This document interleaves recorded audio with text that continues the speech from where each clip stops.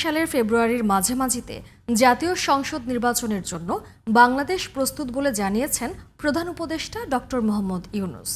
মঙ্গলবার মালয়েশিয়ার পুত্রজায়ায় দেশটির প্রধানমন্ত্রী আনোয়ার ইব্রাহিমের সঙ্গে দ্বিপক্ষীয় বৈঠক শেষে যৌথ সংবাদ সম্মেলনে এসব কথা জানান তিনি।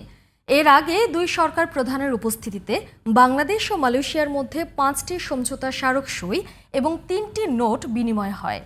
ইসমাইল হোসেন জুয়েলের রিপোর্ট।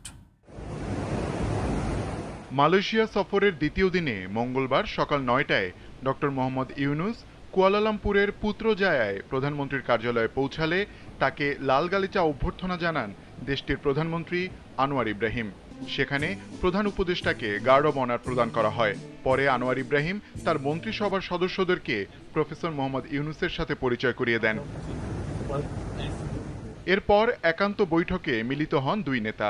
সেখানে দুই দেশের স্বার্থ সংশ্লিষ্ট বিষয়ে আলোচনা করেন তারা। বৈঠক শেষে দুই সরকার প্রধানের উপস্থিতিতে প্রতিরক্ষা, জ্বালানি ও বাণিজ্য সহায়তা বিষয়ে 5টি সমঝোতা স্মারক সই হয়। একই সাথে উচ্চশিক্ষা, কূটনীতিকদের প্রশিক্ষণ এবং ইকোসিস্টেমে সহযোগিতা বিষয়ে 3টি নোট বিনিময় স্বাক্ষর হয়। এরপর যৌথ সংবাদ সম্মেলনে অধ্যাপক ইউনূস বলেন, অন্তর্বর্তী সরকার দায়িত্ব নেয়ার পর অর্থনীতি পুনরুদ্ধার এবং রাষ্ট্রীয় প্রতিষ্ঠানগুলো সচল করেছে। তিনি বলেন, ফেব্রুয়ারিতে নির্বাচন আয়োজন করা হবে যাতে দেশ স্বাভাবিক পরিবেশের মধ্যে যায়। We are very happy. We restored order in the country. We restored the economy. We restored institutions to function within just about a year.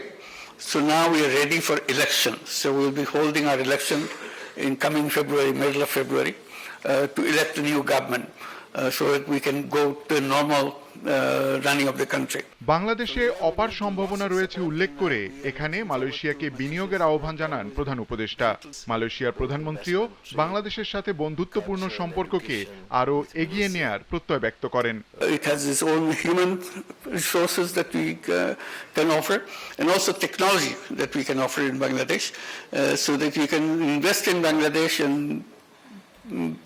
sell your product to the rest of the world. Bangladesh is a great country with enormous potential and a great friend of Malaysia, can secure peace and promote progress and development for their people.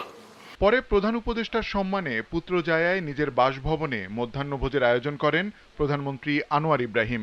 মালয়েশিয়ার মন্ত্রিপরিষদের সদস্যরা এবং প্রধান উপদেষ্টার সফরসঙ্গীরা মধ্যাহ্নভোজে যোগ দেন। এ সময় বর্ণাঢ্য সাংস্কৃতিক অনুষ্ঠান উপভোগ করেন সবাই। মালয়েশিয়ার স্থানীয় সময় বিকেল 3টায় ব্যবসায়ী ফোরামের আলোচনায় বক্তব্য রাখেন প্রধান উপদেষ্টা। বাংলাদেশের বিপুল জনশক্তির কথা মনে করিয়ে দিয়ে তিনি বলেন, তারুণ্যের সৃষ্টিশীলতাকে কাজে লাগাতে হবে। And their creativity is limitless, which was never tried before. So giving opportunity to reveal those creativity is something very fascinating. I find them an unlimited prospect of changing Bangladesh and changing the world itself. It's not just Bangladesh. Ismail Hossain Jewel, GTV News. Or in Europe, by providing services to them.